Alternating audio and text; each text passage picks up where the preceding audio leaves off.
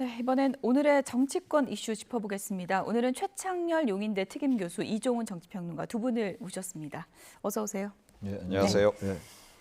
네, 민주당 검찰 독재 정치 탄압 대책위원회가 오늘 오전에 수원지검을 항의 방문했습니다. 이화영 전 부지사의 검찰청 술파티 의혹을 강하게 주장하면서 규탄 기자회견을 열었는데요. 그 얘기부터 듣겠습니다. 수원지검은 연어 술 파티를 벌이며 없는 죄를 만들어내기 위해 진술 조작을 모의한 의혹을 받는 수사 대상입니다. 이화영 전 부지사는 쌍방울 대북 송금 사건과 관련하여 법정에서 검찰청 안에서 연어, 회덮밥, 소주 파티를 하며 진술 조작을 모의한 상세한 정황을 진술했습니다.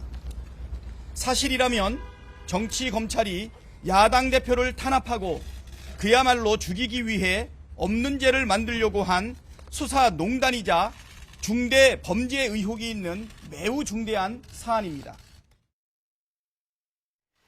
네, 이른바 술파티 의혹과 관련해서 민주당이 오늘은 오전에 수원지검으로 직접 갔습니다. 이종훈 평론가님.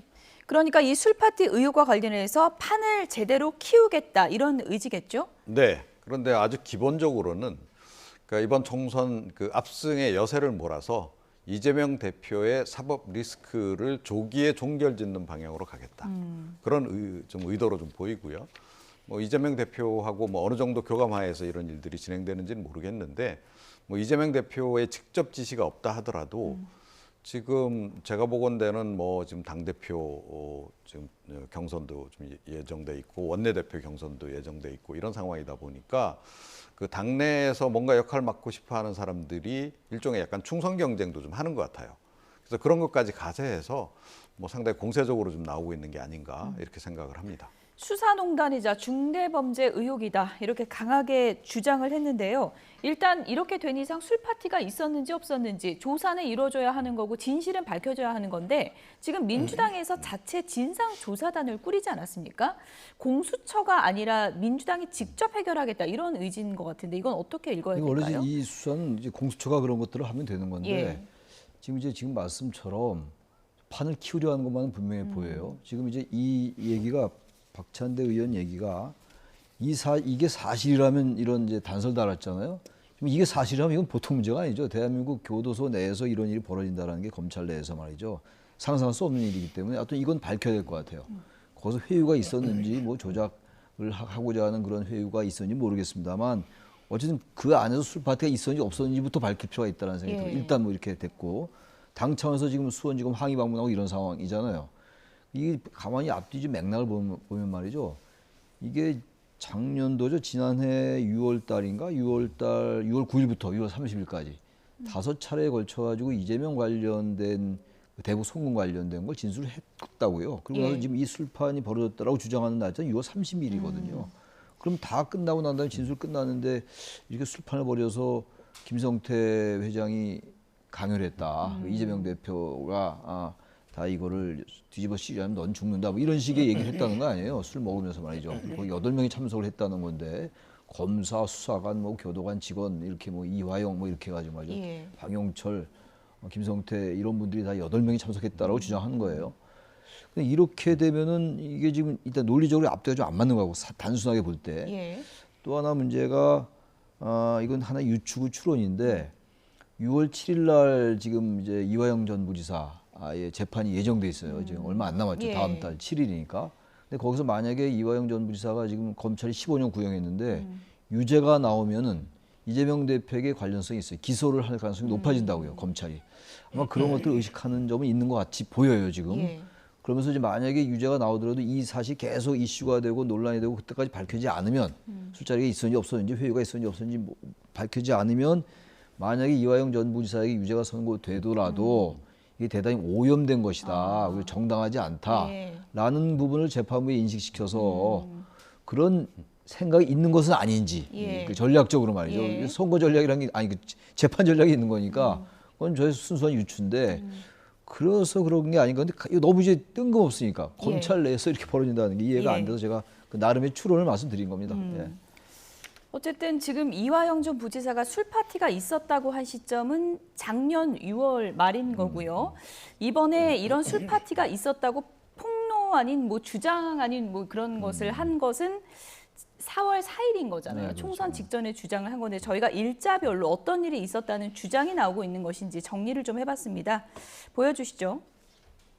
네, 이것은 장소에 대한 그 주장이고요. 저희가 일자를 좀 정리한 게 있는데요. 일자 정리한 걸 좀 보여주시면 좋을 것 같습니다. 지난해 이제 6월 시점입니다. 6월 시점에 네, 이화영 전 부지사 측이 이제 이재명 대표에게 대북 송금 논란 관련해서 이제 보고를 했다라고 이제 주장을 했다는 게 이제 검찰 측의 주장은 진짜 지난해 6월 이제 15일 정도의 그렇죠. 진술을 그렇죠. 번복했다는 맞아요. 거고요. 그 6월 30일에 그 6월 말에 이제 술 파티를 했다고 그 지명한 날짜는 6월 말입니다. 조금 네, 전에 6월 최찬규 30일 이죠. 교수님께서 네.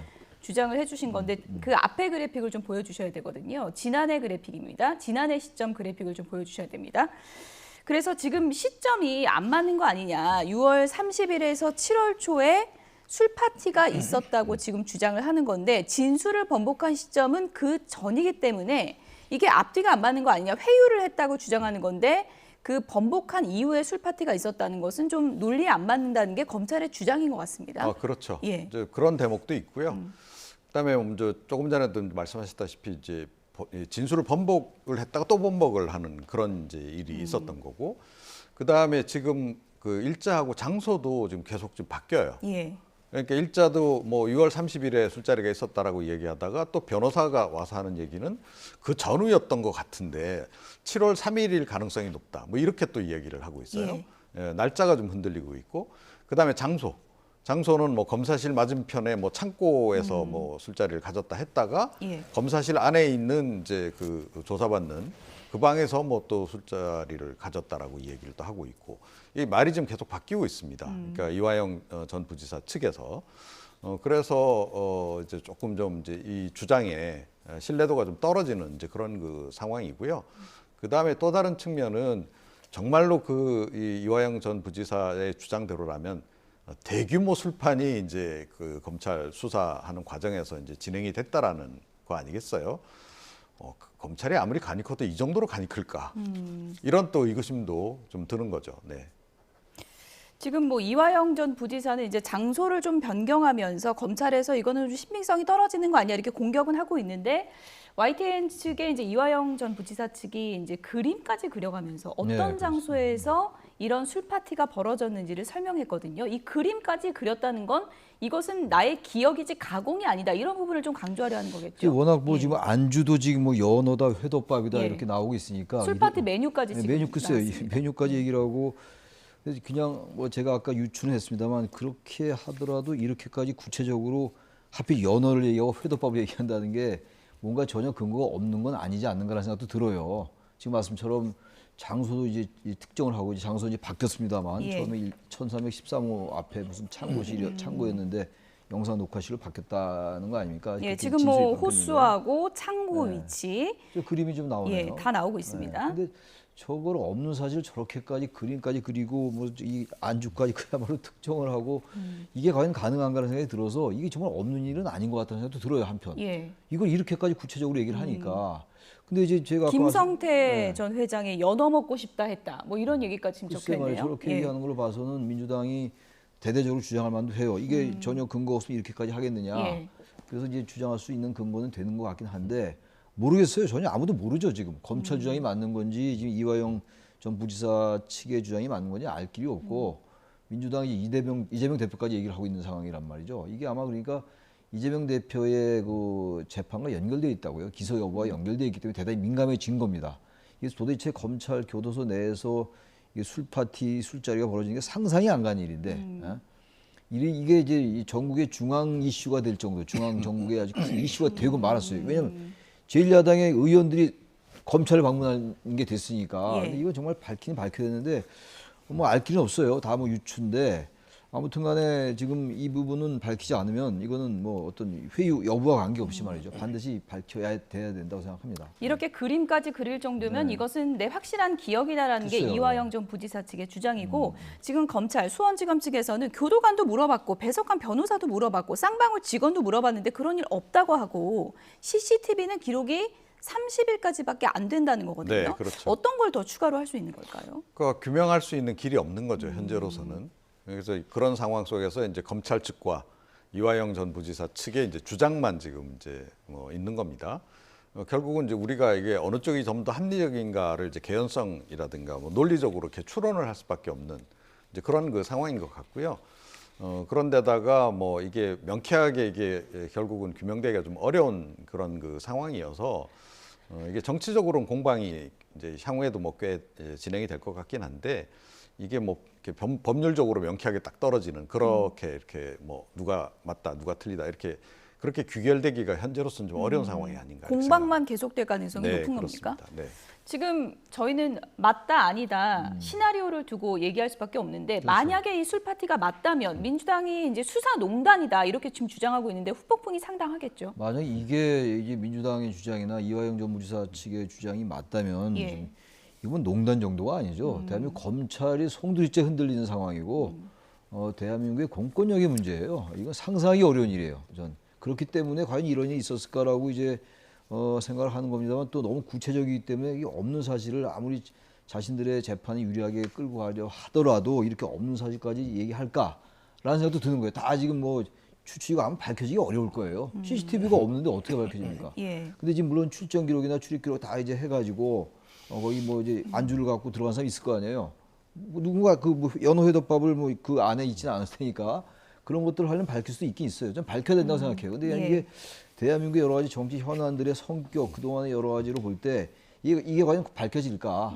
근데 문제 이제 이렇게 계속 사람들 간에 또 확증 편향으로 자기가 듣고 보고 싶은 것만 유권자들이나 국민들이 선거 끝나니까 유권자 편 쓰지 말고 이제 국민한 편 써야 되겠는데 근데 이렇게 생각할 거 아닙니까? 근데 이게 이제 검찰이나 이제 재판부에 어떤 영향을 미칠 수도 있지 예. 않을까라는 게 항상 우려스러워요. 그러니까 이제 이재명 대표를 검찰이 기소할지 안 할지 모르잖아요. 이 사건 관련 대북 송금 사건에 관련해 가지고 말이죠. 이게 영향이 좀 있을까요? 있다고 볼 수 있죠. 만약 이 사건이 이게 진실이라면 이렇게 조작되고 이게 회유한 게 맞다면 예. 소주판을 벌이고 말이죠. 예. 이건 당연히 이거 검찰의 기소에 영향을 줄 수 있죠. 기소하기 어렵죠. 이런 상황이라면.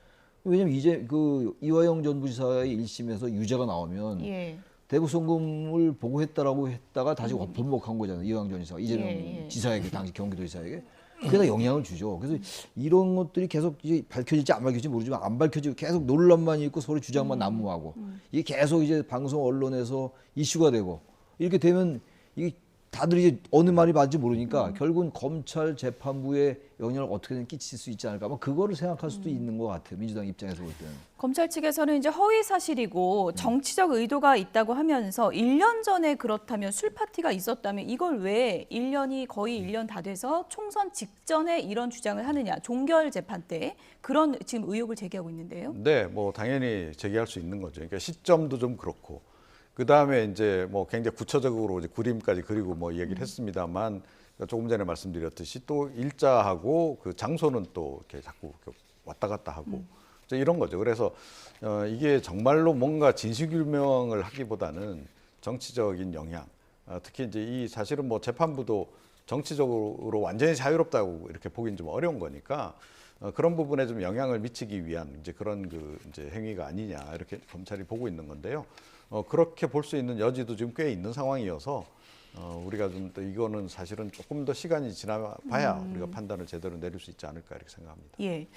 이재명 대표가 이 쌍방울 대북 송금 사건과 관련해서 이제 기소 여부를 이제 검찰이 이제 결정을 하게 되는 건데 그렇죠. 이게 검찰의 정치적 부담을 지을 수 있다는 해석도 있지만 반대로 민주당이 이걸 키우면 이재명 대표의 사법 리스크를 오히려 부각시킨다는 시각도 또 있는 것 같거든요. 그 사법 리스크에 대해서 이재명 대표나 민주당이 말이죠 대단히 그 위기의식을 느끼는 것 같아요. 예.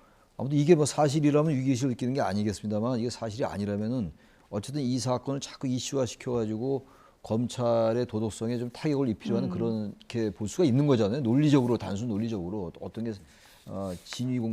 진위를 알 수는 없습니다만 아무튼간에 이 부분은 민주당의 이재명 대표 사법 리스크가 부각되는 계기가 될 수 있는데 이미 이재명 대표의 사법 리스크는 다 국민들이 알아요. 예. 알음에도 불구하고 이번에 어떤 대승을 했잖아요. 제1야당이 물론 이재명 대표 때문에만 대승한 건 아니겠습니다만 이미 그래서 이 사법 리스크가 뭐 대단히 부각되고 안 부각되고 별 문제는 아닌 것 같고 예. 중요한 건요 진실입니다. 그러니까 사법부가 빨리 판단을 좀 내려줘야 돼요. 사법부가 뭐 재판도 많고 여러 가지 증거도 있고 또 재판부 기피 신청하고 그러니까 자꾸 늘어졌잖아요. 사실 그리고 이재명 대표가 단식도 했고 뭐 테러 사건도 있었고 예. 그러니까 자꾸 재판이 늘어졌어요. 그러다 보니까 이 사법적인 문제가 조국 대표도 마찬가지입니다만 조국 대표는 2심에서 징역이 났는데 뭐 조국 대표 얘기는 아닙니다만 이거 난 다른 건 모르겠는데 사법부의 입장은 이해는 하겠어요. 다 뭐 재판 일정이 있는 거고 재판 증거도 예. 있고 또 증인 새로 불러야 되고 되지만 이제는 정말 재판부가 기대할 건 재판부밖에 없어요. 다 서로의 주장만 있는 거고 어느 게 유죄인지 무죄인지 우리 국민은 알 길이 없는 거 아니겠습니까? 그렇다면 이걸 빨리 재판부가 빨리 가능하면 좀 빨리 판단을 내려달라. 이재명 대표에 대해서도 그렇고 대법원도 마찬가지. 조국 대표에 대한 것도 조국 대표는 2심 다 끝났으니까 이걸 계속 정치적인 것과 연관시키니까 자꾸 사법의 정치화란 말도 나오는 거예요. 정치의 사법화라는 건 워낙 우리 정치에 이제 공고가 된 거고 예. 사법의 정치화는 나오지 말아야 될 거 아니에요. 저는 그래서 사법부에게 이 뭐 얘기가 좀 딴 데로 갔는데 정말 이런 사건들에 대해서 빨리 판단을 가능하면 내려달라는 부탁을 좀 드리고 싶습니다. 예. 어쨌든 뭐 정치권으로 크게 번진 술파티 의혹 이것은 뭐 어떤 증거를 찾든 좀 진실 여부를 가리는 게 중요하지 않을까 그런 생각입니다. 대통령실로 좀 주제를 옮겨보도록 하겠습니다. 인적 쇄신 문제 관련해서 박영선, 양정철 카드가 나왔다가 대통령실이 검토한 바 없다 이렇게 강력하게 부인하면서 뭐 해프닝 아닌 해프닝이 됐는데 이거는 뭐 검토한 바 없다는 대통령실의 말을 이렇게 곧이곧대로 믿는 언론은 별로 없는 것 같습니다. 아, 그렇죠. 예. 그럼 애초에 그런 보도가 왜 나왔냐는 거죠.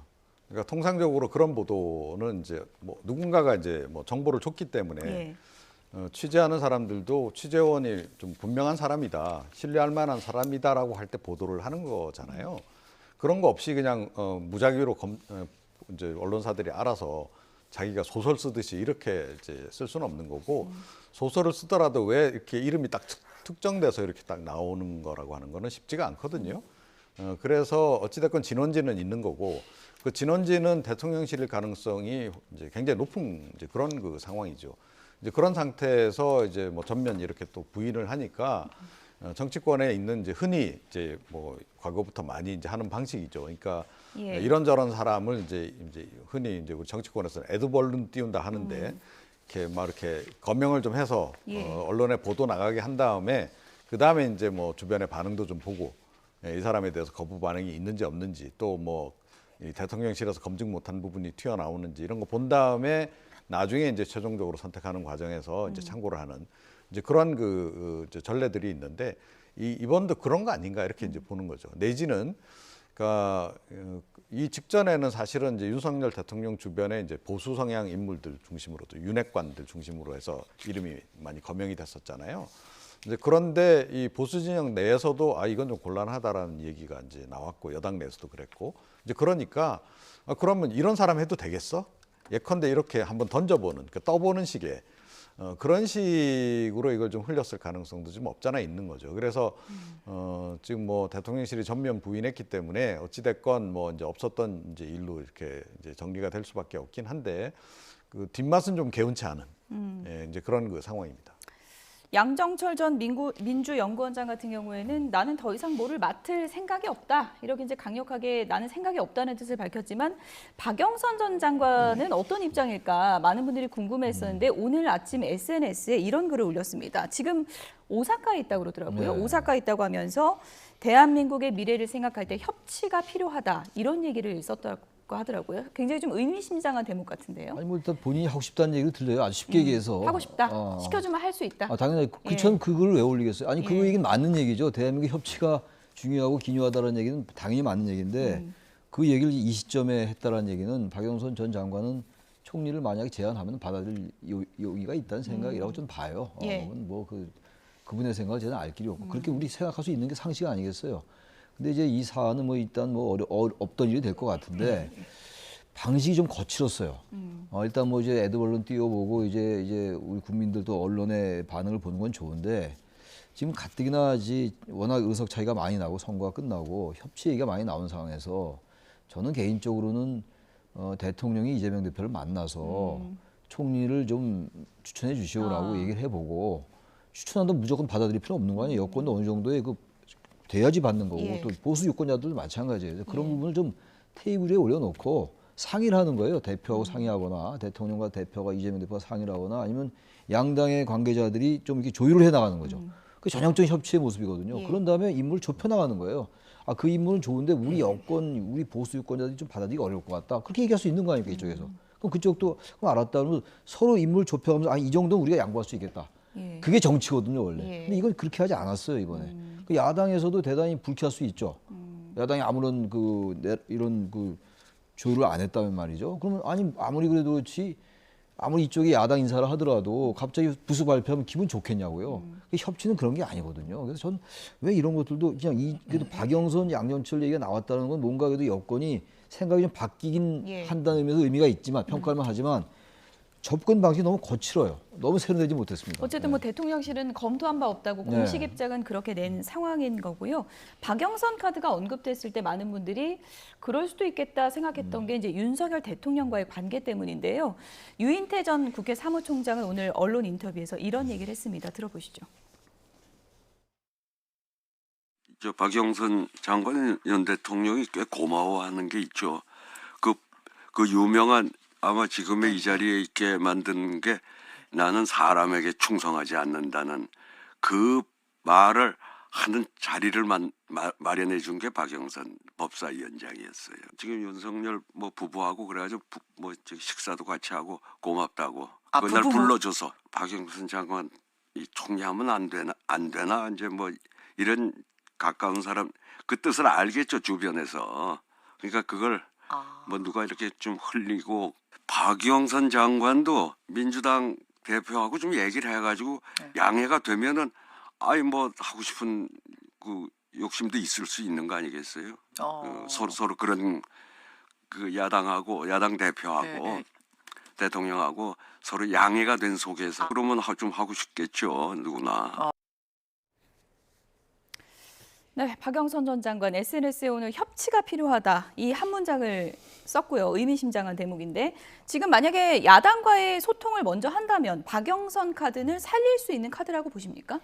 근데 이제 약간 좀 의미가 훼손이 돼 버렸죠. 훼손됐습니까? 예, 그러니까 이런 식으로 하지 않고 이제 조금 전에 이제 뭐 최 교수님도 말씀하셨다시피 좀 이렇게 절차를 밟아서 특히 이제 뭐 야당과 협치를 하겠다라고 한다면 야당 대표 일단 만나야죠 대통령이. 그래서 이런 전반적인 거를 이제 테이블에서 이제 논의를 이렇게 하는 과정에서 뭐 추천도 해달라 하고 또 뭐 대통령이 먼저 얘기할 수도 있어요. 저는 이러이러한 분들을 좀 한번 해보면 어떨까 생각하는데 어떻게 생각하느냐 이렇게 의견을 물을 수 있는 거 아니에요. 박영선 뭐 전 장관 같은 분은 어떻습니까? 예를 들어 그럼 이재명 대표도 뭐 그런 정도면 괜찮겠네요라고 동의해주면 그냥 뭐 자동스럽게 자연스럽게 이렇게 그냥 하면 되는 건데 그냥 이렇게 덜렁 그냥 띄워놓고 반응을 보는 이런 식으로 이렇게 하니까 야당도 지금 첫 반응이 굉장히 좀 거부 반응이 좀 강하게 지금 나온 상태 아니겠어요. 그래서 그런 부분을 좀 세련되게 처리 못하는 것이 좀 확실히 좀 눈에 띈다. 이렇게 좀 말씀을 안 드릴 수가 없습니다. 당초에는 총리, 비서실장 누가 될지 이번 주 안에 나올 것으로 예상을 했었는데 조금 늦어지는 상황인 것 같고요. 홍준표 대구시장과 윤석열 대통령이 비공개로 만찬을 가졌다 그래서 화제가 됐는데 두 분의 만남 이게 어떤 의미가 있는 걸까요? 홍준표 시장은 지난 대선 이제 경선 때 윤석열 후보와 아주 겨뤘던 분이고 특히 이번에 선거 끝나고 아주 한동훈 위원장을 아주 가혹할 정도로 비판을 한두 번도 아니고 계속 이제 했는데 비난에 가까운 정도로 했단 말이에요. 그러고 보니까 16일 날 만났단 말이에요. 근데 그걸 만나는 걸 의식해서 그렇게 한 게 아닌가라는 생각도 들기도 하고. 근데 아무튼 홍준표 시장이 다음 대권을 생각한다는 게 일반 상식이잖아요. 뭐 알 길은 없습니다만. 그렇다면은 한동훈 위원장이 당연히 경쟁 상대로 생각이 될 것이고 홍준표 시장 입장에서 뭐 일반 사람도 그렇게 많이 볼 거고 말이죠. 근데 윤석열 대통령이 이제 임기가 3년 남았잖아요. 그러니까 이제 되게 그런 말 있잖아요. 권력이 살아있으면 그 권력이 아무리 레임덕이 있다 하더라도 어떤 누구를 뭐 살릴 수는 없다 하더라도 누구에 대해서 이렇게 좀 손해 끼칠 수는 있죠. 일반적으로 말이죠. 그렇다면 뭐 지원까지는 아니지만 적어도 윤 대통령과의 관계가 원활해야지 다음 대선이 유리할 수 있지 않겠어요? 여권 내에서의 후보가 되는 데 있어서 말이죠. 그런 걸 홍준표 시장이 의식할 수 있어요. 근데 어쨌든 그런 윤석열 대통령으로서 또 사실은 지금 점점 여권이 워낙 이번에 이제 대패를 했기 때문에 이 당내 여권에서 아주 우군이 필요하죠. 홍준표 시장만한 인물이 또 없죠. 예. 이게 화법이 세고 말이죠. 메시지가 강하고 말이죠. 예. 그러다 보니 양쪽에 뭐 좋은 의미에서 그럼 뭐 그렇게 나쁘게 평가할 건 아니죠. 그런 의미에서 이해가 일치한 게 아닌가. 차기로 좀 힘이 실린다 이렇게 실린다고 보시는 볼 수 겁니까? 그렇게 하는 게 해석될 수 있죠. 해석될 수 있다. 왜냐하면 16일 날이면은 예. 선거가 10일 날 끝났고 6일 만에 만난 거란 말이죠. 이건 상당한 의미가 있는 거죠. 그리고 그 상황, 그 시기 동안에 그 6일, 7일 동안에 굉장히 그 홍 시장이 한동훈 위원장을 비판을 했고, 그래서 저는 이게 여권 내의 어떤 권력정의 관점에서 볼 수가 있다라고 생각합니다. 예. 한동훈 전 위원장에게 뭐 셀카 찍다가 말아먹었다 이런 표현까지 쓴 홍준표 시장을 윤석열 대통령이 만나서 만찬을 했다 그러면 한동훈 전 위원장 입장에서는 좀 그 만남을 어떻게 봤을까요? 뭐 썩 유쾌하진 않겠죠, 예. 당연히. 이걸 약 일종의 이제 그 반한동훈 연대 아니냐, 뭐 이런 해석까지 지금 반한 연대입니까? 나오고 있는 이제 그런 그 상황인데요. 한동훈 위원장을 견제하려고 하는 그런 목적도 있겠으나 사실은 윤석열 대통령은 지금 보강제가 필요하다. 그러니까 이 윤석열 정권이라고 하는 그 정권이 이번 그 총선 참패를 통해서 어떻게 보면 대지진을 한번 맞은 거예요. 예. 그래서 건물에 균열이 가고 지금 흔들흔들하는 상황인 겁니다. 그래서 보강제가 좀 필요한 거예요. 빨리 뭐 H빔이라도 세워갖고 이 건물을 무너지지 않도록 지탱안을 좀 필요가 좀 있는 거죠. 그래서 윤석열 대통령 스스로는 지금 이제 그 본인만의 힘으로 그걸 좀 돌파해내기는 좀 어렵다 이렇게 생각하는 겁니다. 그래서 벌써부터 뭐 레임덕 얘기 나오고 대덕 얘기 나오고 지금 그러잖아요. 그러니까 홍준표 이제 시장을 활용해서 이제 좀 그 홍준표 시장의 권위를 조금 어음으로 해서 또는 그 지지층을 좀 보충을 함으로 해서 지탱을 좀 해 나가겠다 이런 의도가 좀 있는 것 같고요. 홍준표 시장 입장에서도 이게 나쁘지 않은 제안인 것이 조금 전에 이제 얘기 나눴습니다만 한동훈 전 위원장이 유력한 자기 대권 주자로 이제 부상한 상태에서 한동훈 위원장을 약간 견제하는 그런 수단이 될 수도 있는 거고 자기가 일종의 모종의 역할을 함으로 해서 뭐 그 정도까지는 아니겠지만 뭐 이제 그 윤석열, 홍준표 약간 공동 정부 비슷하게 이런 식으로 가면 자기도 나쁠 게 없다라는 거죠. 자연스럽게 이제 2인자로 부상하면서 차기 대권으로 이제 승계해 나갈 수도 있는 그런 그 상황이기 때문에 이런 만남이 지금 이뤄진 게 아닌가 이렇게 생각을 합니다. 예. 이 자리에서 구체적인 이름도 언급됐다고 지금 알려졌거든요. 총리 김한길, 비서실장 장제원, 홍준표 시장이 추천을 했다고 합니다. 어떤 맥락일까요? 이 두 분은. 김한길 위원장은 뭐 야당 인사였고 예. 새정치민주의장도 했고 뭐 여야 통틀어서 그렇게 거부하면 없는 인사잖아요. 그리고 이제 이번 정부 들어와서 국민 대통합위원장도 맡았고 또 김한길 위원장이 뭐 여야 두루 소통할 수 있다고 봐요. 아마 그래서 추천한 것 같고 또 대통령도 거부감을 안 갖고 있고 윤석열 대통령도 김한길 위원장과 관계가 좋고 장제원 의원은 이제 윤핵관으로 꼽혔었는데 또 본인이 불출마 선언했단 말이에요. 이번 선거에 안 나섰어요. 그러면서 어쨌든 대통령과 가까운 사이니까 일단 비서실장은 대통령이 너무 거부감을 느끼면 안 돼요. 대통령이 너무 멀게 느끼면 안 되지 않겠어요? 아무리 그 인물이 좋아도 이 정서적으로 뭔가 좀 어렵게 느끼면 안 돼요. 높은 사람도 낮은 사람에 대해서 어렵게 느끼는 경우가 많이 있어요. 생각보다. 근데 이제 그런 면에서 장제원하고 소통이 많이 되겠죠. 근데 문제는 이제 비서실장은 뭐 저기 청문회도 안 거치고 국회 동의 전혀 필요 없는 거긴 하고 또 비서실장이라는 게 내가 쓰는 거 아니 비서니까 비서실장도 비서예요. 그러면서 너무 민주당을 의식할 필요는 없으나 현실이 그렇지 않으므로 어쨌든 민주당이 너무 거부하면 안 될 것 같아요. 그래서 장제원 의원에 대해서는 좀 여론을 띄워봐야 될 것 같아요. 제가 볼 때는. 예. 네. 두 사람을 언급했다는 걸 언론에 확인을 했다는 건 될 가능성이 높다고 봐도 되는 겁니까? 뭐 거의 결심을 한 것처럼 지금 결심이 보도가 된 지금 나오고 겁니까? 있어요. 예. 비서실장 장제원. 물론 장제원 뭐, 의원은 부인하고 있습니다. 네, 본인은 부인하고 있지만 이제 뭐 보도 내용을 봐서는 뭐 거의 뭐 19일 날 뭐 강행할 것처럼 그렇게 지금 이제 얘기가 나오고 있는 것 같고 그렇게 보면 어떻게 보면 좀 자연스러운 면도 없잖아 있어요. 초기에 띄웠는데 이제 굉장히 거부 반응이 세게 오니까 이제 뭐 박영선 뭐 의원이라든가 뭐 이제 그 이런 인물들을 이제 띄워가지고 약간 그럼 이런 사람 해도 괜찮겠어?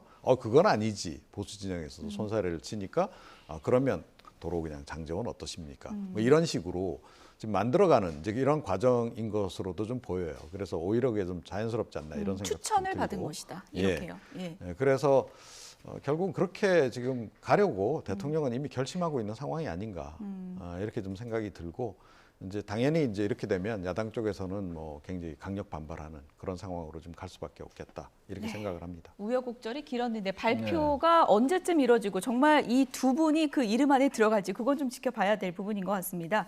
국회를 좀 들여다보면요. 지금 22대 국회 개원을 앞두고 국회 개원마다 반복되는 논쟁이긴 한데 법사위를 누가 가져가느냐 신경전이 치열합니다. 얘기 들어보시죠. 일부 의원들이 우리가 다 가져와도 아무런 문제가 없다라고 말씀을 하시는 것은 사실은 좀 놀랐습니다. 정부에 대해서는 협치를 요구하면서 우리는 우리 거 다 가지겠다. 이거는 협치의 자세가 전 아니라고 생각하고 그 자리가 뭐 법사위원장이든 운영위원장이든 과방위원장이든 굉장히 예민한 자리도 있지 않습니까? 이런 부분들은 어쨌든 뭐 일당이 민주당이지만 여당의 입장도 좀 고려해 주시는 것이 좋지 않을까라는 생각을 하고 있습니다. 그동안의 법사위가 개혁입법 테크, 어택 이게 너무 많이 하셨어요. 그래서 그 법사위는 민주당이 가져와서 개혁입법을 속도감 있게 추진해야 한다. 그 관례라는 게 코에 걸면 코걸이, 귀에 걸면 귀걸이. 이번에 그럼 명문화 하시죠 뭐. 어떻게 한다고. 그런 관례라는 걸 깬 것은 국민의힘과 윤석열 대통령입니다. 네, 여야 모두 이렇게 다른 얘기를 하고 있습니다. 최창렬 교수님, 국회의장하고 법사위 원래 다 가져가는 건가요? 아니면 좀 나눠 갖는 건가요? 어떻게 해야 됩니까? 아니, 원래는 사실은 좀 나눠 갖는 게 좀 맞다고 봐요. 근데 왜냐하면 입법 권력은 다시 민주당이 장악했잖아요. 이른바 분점 정부예요. 행정 권력은 여당, 지금 이쪽은 야당, 입법 권력 그게 이른바 이제 여소야대잖아요. 분점 정부, 디바이디드 거버먼트라고 얘기하는데 나눠진 정부다 이런 얘기인데 지금 저 부분 아까 신동욱 당선인 얘기가 일리가 있는 것 같아요. 제가 보니까 지금 민주당 지금 박영선 얘기도 나오고 양정철 얘기도 나오는 상황이잖아요. 그만큼 이 지금 국민의힘이 여건이 위기의식을 느끼고 있는 거예요. 과거엔 전혀 나올 수 없는 인사들의 이름이 나올 정도로 말이죠.